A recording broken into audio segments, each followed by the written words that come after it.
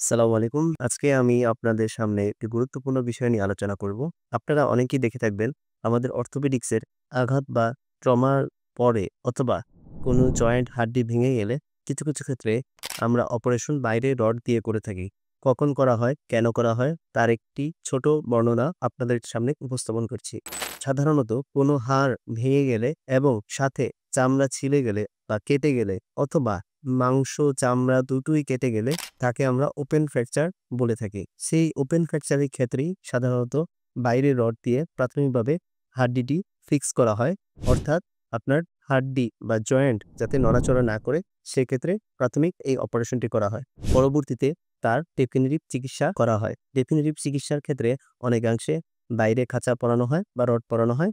অনেকাংশেই ভিতরে রড অথবা বাটি বসানো হয়। কোন হাড্ডির ক্ষেত্রে কি চিকিৎসা করা হবে সে ব্যাপারে আপনার নিকটস্থ অর্থোপেডিক সার্জনই সিদ্ধান্ত দিবেন। ভালো থাকবেন। আসসালামু আলাইকুম।